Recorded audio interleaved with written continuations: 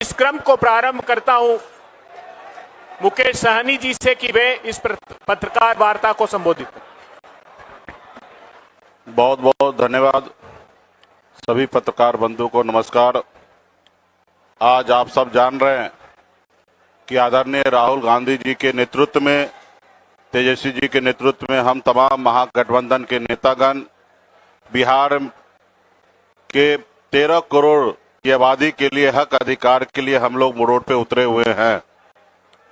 Voter समीक्षा की जो मोदी जी के द्वारा जो वोट चोरी करने का जो निर्णय है, उसके खिलाफ में हम लोग उतर रहे हैं साथियों। ये वोट का ताकत जो है, यही हमारा ताकत है साथियों। आजादी से पहले ये देश गुलाम था और आजादी के बाद बाबा साहब भीमराव अंबेडकर के संविधान ने हम गरीब, पिछड़ा, दलित के एक बहुत बड़ा ताकत वोट का अधिकार दिया है। अगर हमको हमारे पास वोट का अधिकार नहीं होता तो एक मल्लाह का बेटा राज्य में मंत्री नहीं बनता। अगर हम गरीब पिछड़े को अगर वोट का अधिकार नहीं होता तो आदरणीय लालू प्रसाद यादव जी बिहार के मुख्यमंत्री नहीं बनते। इसलिए साथियों, आज हमारी बात अगर सुनी जाती है, अगर कोई सुनने के लिए मजबूर होता है, इसलिए क्योंकि हमारे पास वोट है। और आज देखिए किस तरीके से मोदी जी संवैधानिक संस्था को अपने कब्जा में कर रहे हैं। अगर वोट चोरी नहीं करना था तो क्यों संवैधानिक संस्था पे वो हाथ मार रहे हैं? जो चुनाव आयोग को नियुक्ति का जो प्रक्रिया, पहले जो तरीका था, पक्ष विपक्ष सुप्रीम कोर्ट के निर्देशानुसार चयन होता था, लेकिन मोदी जी ने उनको बदलकर सरकार का पक्ष कर सरकार सत्ता में जो है उन्हीं के द्वारा चुनाव आयोग को नियुक्ति की जा रही है। तो ये कहीं ना कहीं स्पष्ट हो रहा है कि वोट चोरी हो रहा है। महाराष्ट्र में आपने देखा किस तरीके से वोट बढ़ाकर वहां पे सरकार उन्होंने अपना कब्जा कर लिया। बिहार में भी वो कोशिश कर रहे हैं कि यहां पे महागठबंधन का वोट को नुकसान देकर और बिहार में भी हम सरकार बना ले। परसेप्शन ऐसा बनाया जा रहा है कि बिहार में बांग्लादेशी है, पाकिस्तानी है, नेपाली है, तरह तरह के दुनिया के लोग आके बस गए हैं। अभी मैं चुनाव आयोग से पूछना चाहूंगा, जो अभी आपने 65 लाख लोगों को नाम काटा है, उसमें बताइए कितना बांग्लादेशी है, कितना पाकिस्तानी है। लेकिन आपके पास कोई जवाब नहीं होगा। यहाँ पे लोग जो जिंदा है उसको मार दिया जा रहा है। तो ऐसा उनका चुनाव आयोग का है कि कहीं ना कहीं यहाँ पे वोट को चोरी करके सरकार बनाना है। लेकिन आदरणीय राहुल गांधी जी के नेतृत्व में हम लोग मजबूती से पूरे बिहार में लोगों को जागरूक कर रहे हैं, हर जाति समुदाय के बीच में जा रहे हैं और लोगों का भरपूर हम लोगों को समर्थन प्राप्त हो रहा है। इसलिए आने वाला समय में हम लोग मजबूती से लड़ाई लड़ेंगे और बिहार में भी सरकार बनाएंगे। बिहार में भी आप देख रहे हैं कि नीतीश कुमार जी अस्वस्थ हो चुका है और बिहार के जो अफसर जो है वो अफसरशाही हो चुका है। अफसर जो अपने आप को बिहार का मुख्यमंत्री बने हैं। आज हर एक काम जो है वो बगैर पैसे का नहीं होता है। आज वोटर लिस्ट के लिए 12 डॉक्यूमेंट का जो नाम उन्होंने बताया, उसके लिए आज गांव-गांव में जाइए, बूढ़ी माता, गरीब, किसान सभी लोग जाके एसडीओ, बीडीओ के सामने धक्का खा रहे हैं। अब बगैर पैसा दिए उनको ना जाति प्रमाण पत्र बन रहा है, ना उनका कोई डॉक्यूमेंट बन रहा है। तो इसके लिए हम लोग मजबूती से लड़ाई लड़ रहे हैं और बिहार में मोदी जी को वोट चोरी करने के लिए हम लोग नहीं देंगे।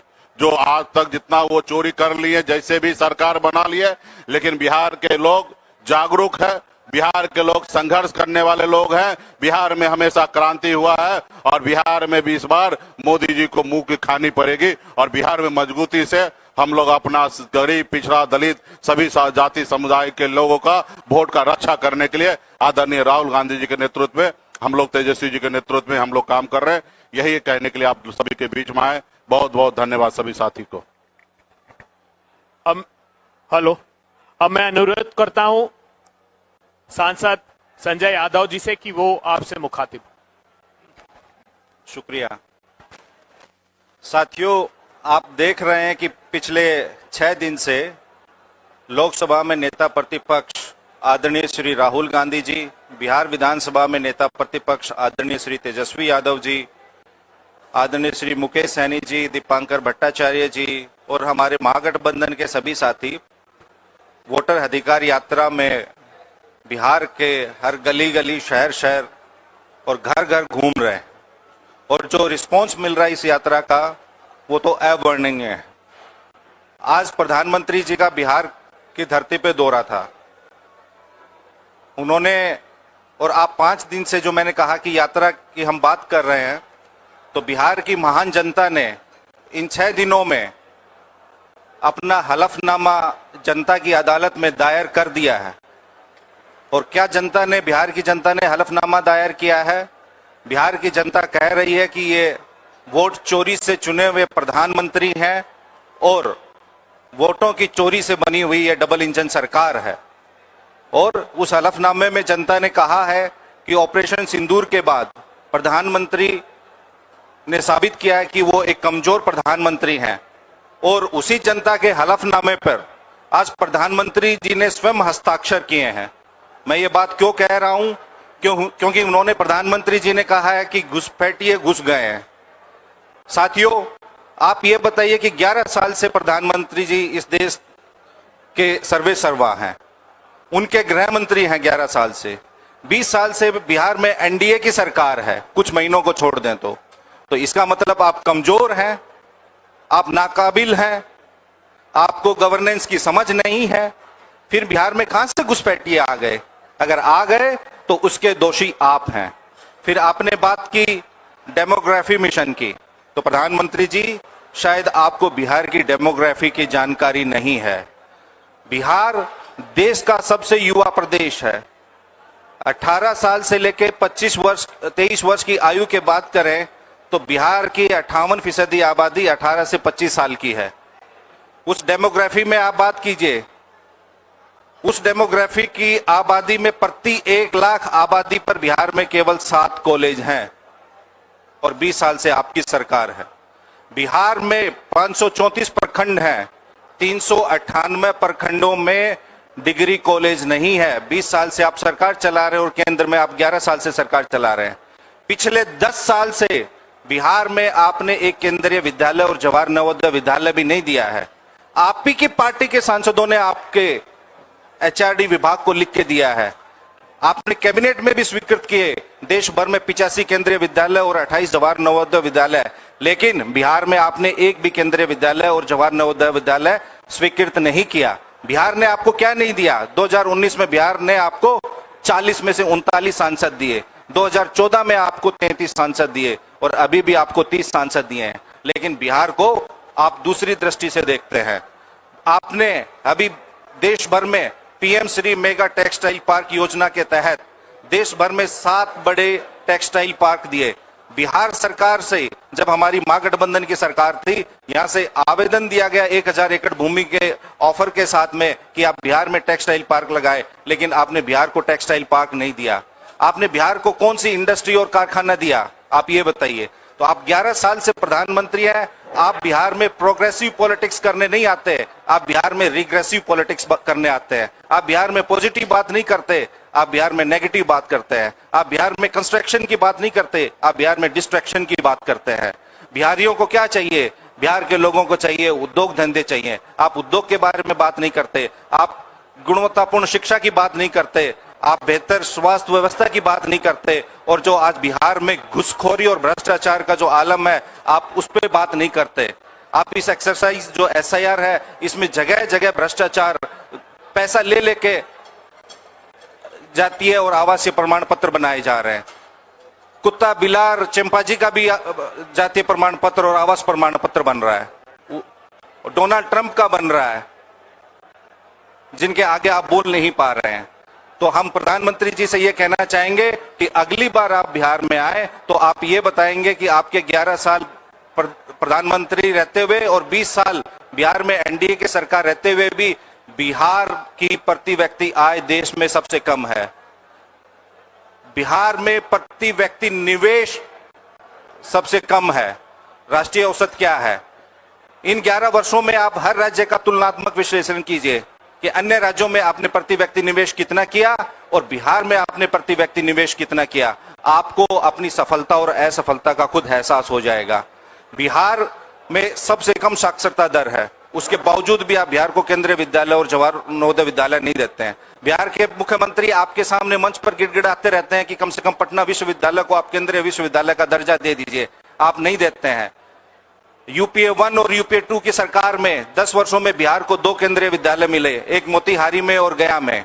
वो यूपीए की चेयरपर्सन श्रीमती सोनिया गांधी जी, तत्कालीन प्रधानमंत्री सरदार मनमोहन सिंह जी और रेल मंत्री जो उस वक्त राष्ट्रीय जनता दल देश की दूसरी सबसे बड़ी पार्टी थी, उनकी देन थी। आप तो एक 100 वर्ष पुरानी यूनिवर्सिटी को आप केंद्रीय विश्वविद्यालय का आप दर्जा नहीं दे सकते। बेरोजगारी में बिहार नंबर 1 है, अपराध में बिहार नंबर 1 है, लूट खसोट में बिहार नंबर 1 है, भ्रष्टाचार में बिहार नंबर 1 है। आप जितने भी डेवलपमेंटल इंडेक्स देख लीजिए। और आदरणीय प्रधानमंत्री जी, हमारी हाथ जोड़ के आपसे करबद्ध प्रार्थना है कि आप अपने ही पीएमओ के अधीन नीति आयोग की रिपोर्ट को इत्मीनान से पढ़ लेना। नीति आयोग के तमाम विकास के जो सूचकांक हैं, उनमें बिहार सबसे फिसड्डी है। क्यों फिसड्डी है, उसका जवाब आप देंगे। हर क्षेत्र में, चाहे मल्टी डायमेंशनल पॉवर्टी हो, चाहे स्वास्थ्य में हो, स्वास्थ्य में बिहार में सबसे अधिक स्टंटेड बच्चे यानी बोनेपन के शिकार बिहार के बच्चे हैं। बिहार की 45% महिलाएं एनीमिक हैं, यानी जिनमें खून की कमी है। WHO के अनुसार सबसे अधिक बिहार में 30,000 की आबादी पे एक सरकारी डॉक्टर है। तो इनका दोषी कौन है? इन सुविधाओं पे बात नहीं करेंगे, वो सकारात्मक बात कोई नहीं करेंगे उन्होंने।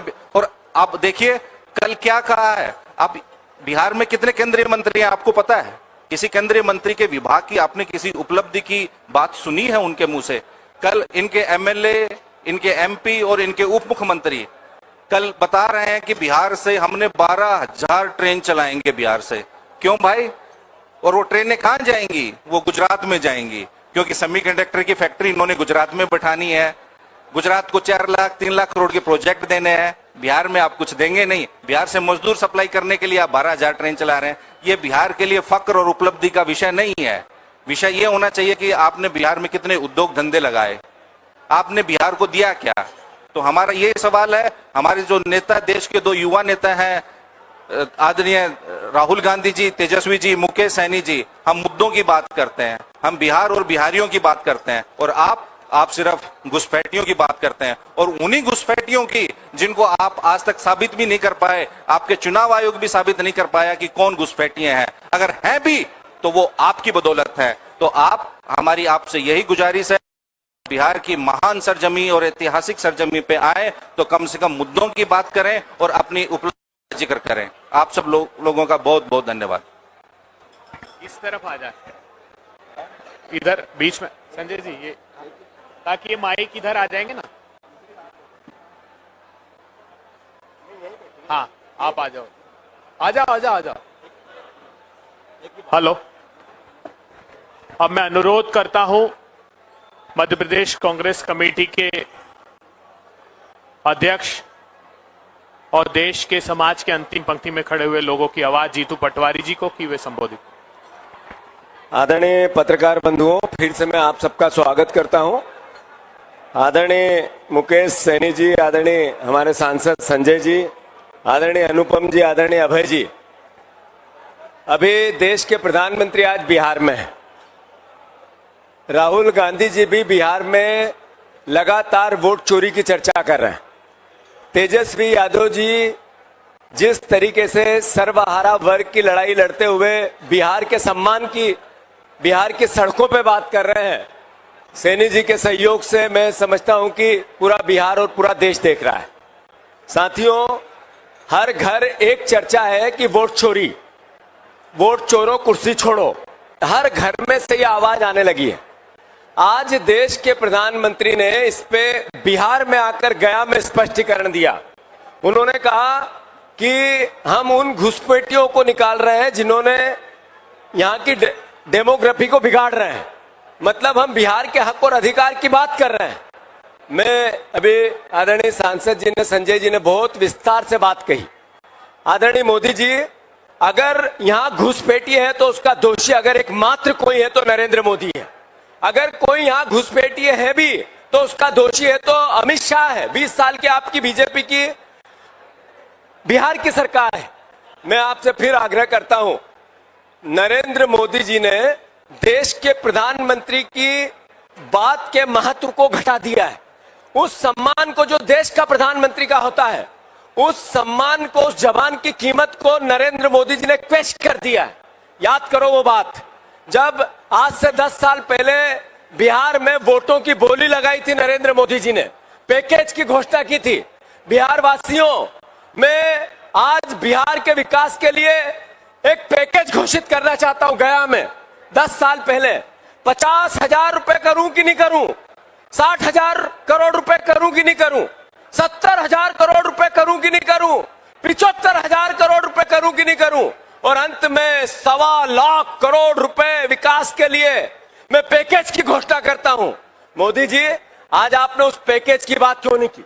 उस झूठ का जो आपने बोला था बिहार वासियों को क्यों नहीं बताया आपने?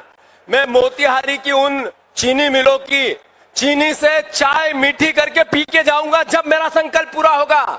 आपने ये बिहार के सामने पिछले चुनाव में कहा था, क्या हुआ उन चीनी मिलों का? मोतिहारी की चीनी मिलों की चाय कड़वी है मोदी जी, आपने उनकी चर्चा क्यों नहीं की?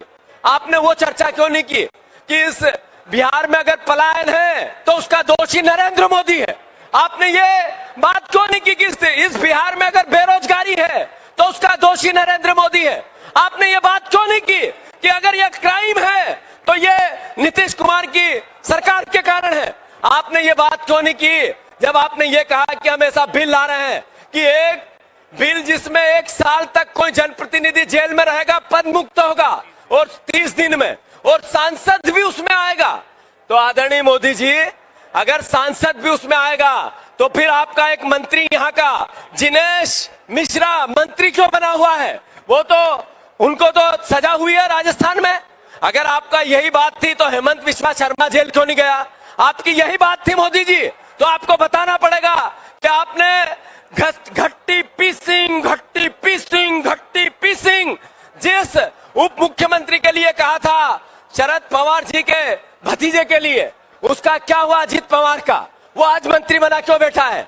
और नरेंद्र मोदी जी, चुनावी बॉन्ड का जो क्राइम भारतीय जनता पार्टी ने किया है, जिसको सुप्रीम कोर्ट ने रोका है, अब वो एक क्राइम है। सबसे पहले अगर इसका कोई जेल जाएगा तो देश का प्रधानमंत्री नरेंद्र मोदी जी और भारतीय जनता पार्टी दोषी होगी। इन लोगों को सबसे पहले पद मुक्त होगा। साथियों, इन सारी बातों से सिर्फ एक बात स्पष्ट होती है, देश को गुमराह करना है और वोटों की चोरी करनी है। वोटों की चोरी करनी है और फिर नए चुनाव में नई बातें करनी है। अगर वोट चोरी होता है, इसका असर किस पे पड़ता है? इसका असर आम जनता पे पड़ता है। अगर आपने वादे किए, पूरा नहीं किए, क्यों? क्योंकि हमें तो सरकार चोरी से बनानी है। नरेंद्र मोदी अगर देश में प्रधानमंत्री बने हैं, राहुल गांधी जी ने तथ्यों और तर्कों से दिल्ली में प्रेस कॉन्फ्रेंस लेके कहा कि 35 सीटों की चोरी स्पष्ट दिखती है कि नरेंद्र मोदी की सरकार चोरी करके बनी है। तो सबसे बड़ा क्राइम तो इस देश की सरकार का है।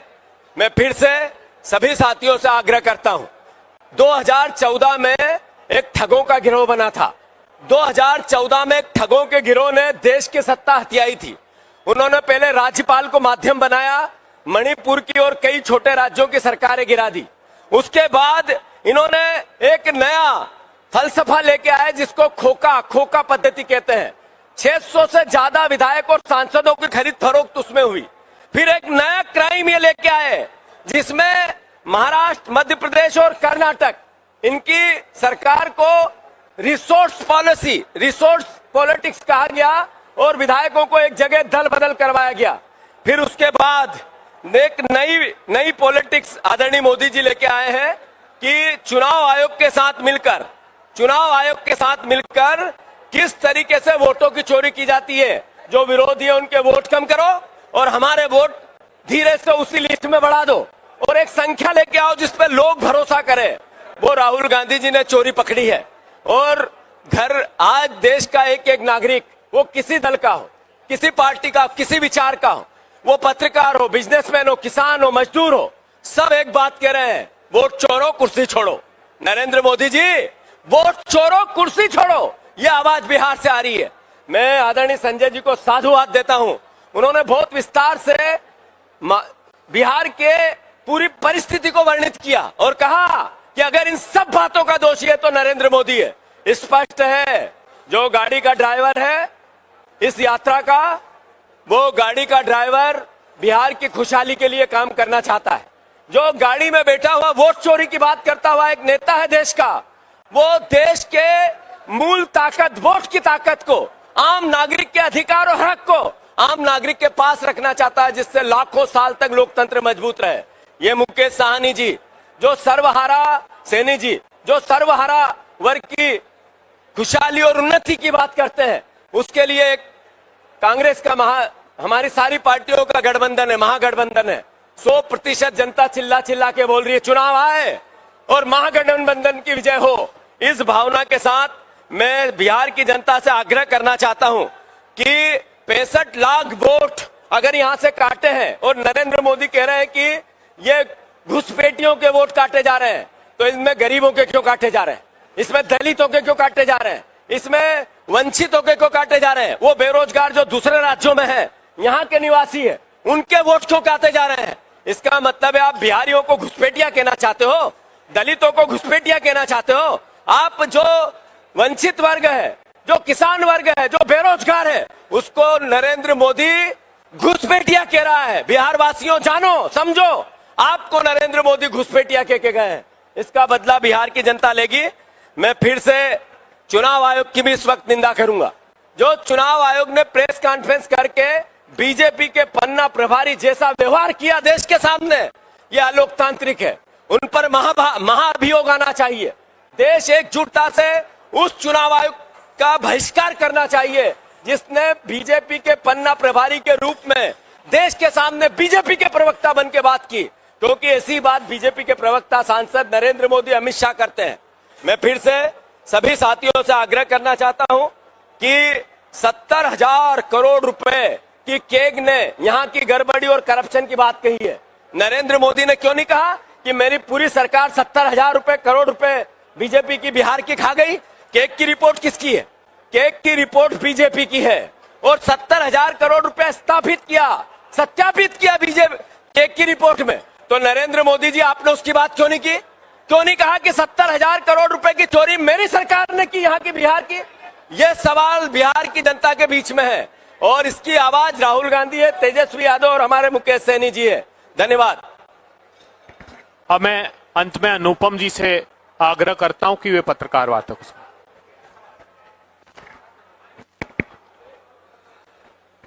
धन्यवाद अभय जी। नहीं ठीक है, नहीं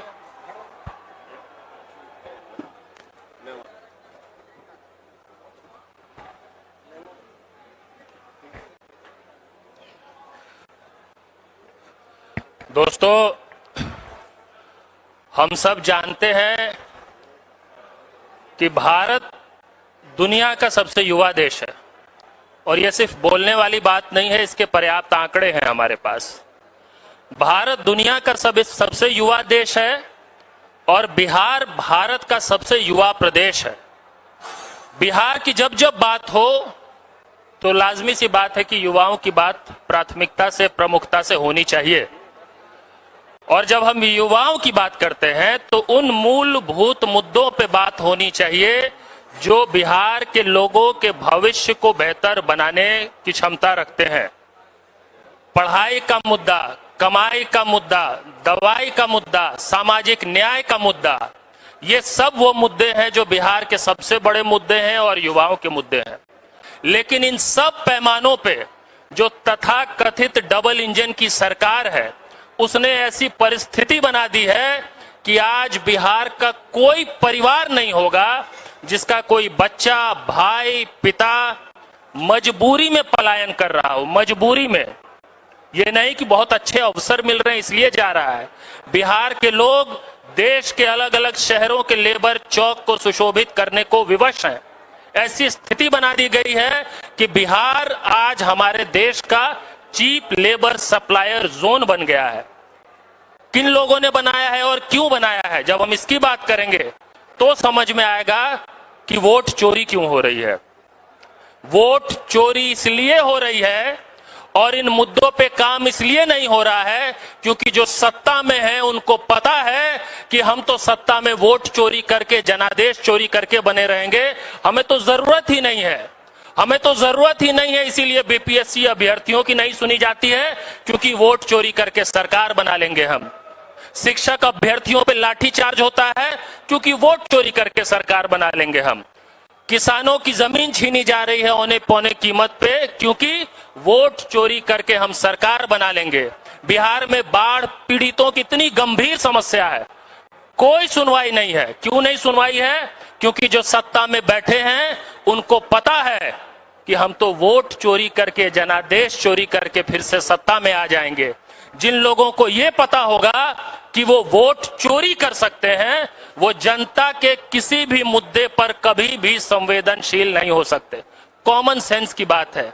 इसलिए आज किसी भी मुद्दे पे जब हम बात करते हैं तो सबसे महत्वपूर्ण है इस वोट चोरी को रोकना। और इस वोट अधिकार यात्रा में बिहार के कोने कोने से जिस तरह का अपार जन समर्थन और अभूतपूर्व उत्साह हमने देखा है, इससे स्पष्ट हो चुका है कि बिहार के लोग इस डबल इंजन वाली सरकार से त्रस्त हैं, उखाड़ फेंकना चाहते हैं। इसलिए उखाड़ फेंकना चाहते हैं क्योंकि ये जो डबल इंजन है, इसके दोनों इंजन फेल हो चुके हैं। असल में एक इंजन चढ़ गया है बेरोजगार युवाओं की छाती पर और एक डबल इंजन का इंजन चढ़ गया है किसानों की छाती पर। और महागठबंधन ने, इंडिया अलायंस ने बिहार में पलायन, बेरोजगारी को इतना बड़ा मुद्दा बना दिया कि सत्ता में बैठे ये तथाकथित डबल इंजन वाले वोटर गहन पुनरीक्षण के नाम पे क्या कर रहे हैं आप समझिए। हमने पलायन को मुद्दा बनाया, इन्होंने पलायन से पीड़ित लोगों को वोटर लिस्ट से निकालने की साजिश रची। किनका नाम बाहर हो रहा है? उनका नाम बाहर हो रहा है जो मजबूरी में इस सरकार के फेलियर के कारण देश भर के कोने कोने में जा रहे हैं अपनी रोजी रोटी रोजगार के लिए, और उन्हीं को फिर प्रधानमंत्री आके घुसपैठिया कह दे रहे हैं। अरे भाई, यहां बैठे कितने लोग हैं, किसके घर से कोई बाहर जाके नौकरी रोजगार नहीं कर रहा होगा? और अगर आपका वोट नाम कट गया होगा सिर्फ इस कारण से क्योंकि आप पिछले 2 महीने से 2.5 महीने से बिहार में नहीं थे, तो आप घुसपैठिया हैं। बिहार के प्रवासी लोगों को, जिनको मजबूरी में देश भर में भटकना पड़ रहा है, उसको नरेंद्र मोदी ने घुसपैठिया कहा है। किसको घुसपैठिया कहा है? जिसका नाम वोटर लिस्ट से कटा है। किसका नाम वोटर लिस्ट से कटा है? जो इस वक्त बिहार के बाहर थे। क्यों बाहर थे? क्योंकि उनको मजदूरी करना है, रोजी रोटी रोजगार के लिए बाहर रहना है। और बिहार में यह संस्कृति है, हम सब बिहारी हैं, जानते हैं। आप साल भर भले बाहर रहे, लेकिन शादी ब्याह में, पर्व त्योहार में और उससे भी ज्यादा जरूरी चुनाव में हर आदमी अपने गांव आता है, अपने घर आता है और वोट देता है। इस सरकार ने साजिश रच के उन लोगों का वोट का अधिकार छीना है जिनको पहले मजबूर किया है देश भर में भटकने के लिए। यह बिहार के हर परिवार तक आपके माध्यम से यह बात जानी चाहिए कि बिहार के लोगों को, जिनको पलायन के लिए विवश किया गया, उसको आज नरेंद्र मोदी ने घुसपैठिया कहा है। उनको कोई अधिकार नहीं है घुसपैठिया कहने का, चाहे प्रधानमंत्री बन जाए या बादशाह बन जाए। और उनको इस चुनाव में बिहार का हर वोटर सजा देगा। अगर सजा देगा तो सिर्फ इस एक बात का कि आपने बिहारियों को घुसपैठिया कैसे कह दिया। धन्यवाद। साथियों में अंतर डॉक्टर गिरीश, सीपीआई के राष्ट्रीय सचिव जी से अनुरोध करता हूं कि वे संक्षिप्त में पत्रकार वार्ता को सुनें। धन्यवाद साथियों, बहुत ही संक्षेप में 2-3 बातें करूंगा। 2 दिन से मैं इस यात्रा में हूं और मैंने जो मंजर देखा है, 76 और 77 के दौरान एक आंदोलन चला था, जिस तरह की भीड़ उस आंदोलन में उमड़ रही थी, उससे कहीं ज्यादा भीड़ इस आंदोलन में मैंने देखी है अपनी खुली आंखों से। और ये भीड़ मैनेज्ड नहीं है कि वाहनों में भर के लाई गई हो या किसी अन्य साधन से जुटाई गई हो। मैं देख रहा हूं चट्टी पर, चौराहे पर, गांव के किनारे, सड़कों के किनारे अपने आप स्वतः स्फूर्त ढंग से तमाम लोग खड़े हुए इस यात्रा का इंतजार कर रहे हैं। इसका कारण ये है कि आज ये हिंदुस्तान में और बिहार में खासतौर पर ये नैरेटिव जनता के बीच सेट हो गया है कि वोटों की चोरी से ये सरकारें भारतीय जनता पार्टी की बन रही हैं। चंडीगढ़ में मेयर के चुनाव में वोटों को इधर से उधर करते हुए सबने टीवी पर देखा। अभी कर्नाटक के नाम पर तो भंडाफोड़ी हुआ, महाराष्ट्र के चुनाव में हुआ, उत्तर प्रदेश के उपचुनावों में हुआ, लोकसभा के चुनाव में हुआ। लोगों ने खुली आंखों से देखा किस तरह से वोटों की चोरी हो रही है और ये सरकार लोकमत के बल पर नहीं बल्कि चोरी के बल पर सत्ता में आ रही है। इनकी लोकप्रियता का भी मूल्यांकन लोकसभा चुनाव में हो गया था जब इन्होंने नारा दिया था अब की बार 400 पार, और देश की जनता ने इन्हें 240 पर समेट दिया था। तो इनकी लोकप्रियता तो अब गई, अब तो बदलाव की बयार बह रही है। जो गरीब लोग, आधी पोशाक पहने लोग सड़कों के किनारे खड़े हैं, मैं उनकी आंखों में झांक कर देखता हूं तो मुझे लगता है कि वो इस गठबंधन से, महागठबंधन से एक बड़ी उम्मीद बांधे हुए हैं। मैं उन मुद्दों की बात इसलिए करूंगा कि जब से मैं आया हूं भाई संजय ने और दूसरे साथी ने बिहार के तमाम मुद्दों को बहुत ही विस्तार पूर्वक रखा है। लेकिन मैं अंतिम बात यह कहना चाहता हूं, इस तरह की भीड़ जब भी हिंदुस्तान के इतिहास में सड़कों पर उतरी सत्ता का बदलाव हुआ है। और इस यात्रा के कुछ ही दिनों बाद बिहार में चुनाव की घोषणा होने वाली है। मेरा ये निश्चित मत है, मेरा दृढ़ विश्वास है कि सत्ता का बदलाव इस चुनाव में जरूर होगा और बिहार को एक लोकतांत्रिक और धर्मनिरपेक्ष किस्म की सरकार मिलेगी। एक अंतिम बात कहकर के मैं अपनी बात करूंगा। बिहार के इस आंदोलन से मोदी और अमित शाह जी की सरकार इतनी घबरा गई है, इतनी अधिक घबरा गई कि वो अचानक 130वां संशोधन पार्लियामेंट में ले आई। एक रात पहले तक किसी को ये मालूम नहीं था।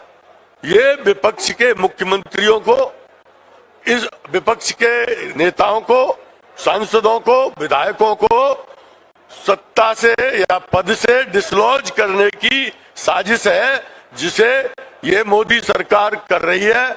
हमारा ऐसा विश्वास है कि इंडिया गठबंधन की क्रीम यहां बैठी हुई है। 1 सितंबर के बाद जब पटना में इस यात्रा का समापन होगा, इस काले कानून के बाद एक नए आंदोलन का सूत्रपात पूरे देश के पैमाने पर होगा और उसमें भी मोदी सरकार को मुक्की खानी पड़ेगी। एक शुभ सूचना देकर के बात खत्म कर रहा हूं। जिस दिन आप पटना की सड़कों पर इस यात्रा का समापन कर रहे होंगे और वोट चोर गद्दी छोड़ का नारा बुलंद कर रहे होंगे। परसों ही मैं उत्तर प्रदेश से लौटा हूं।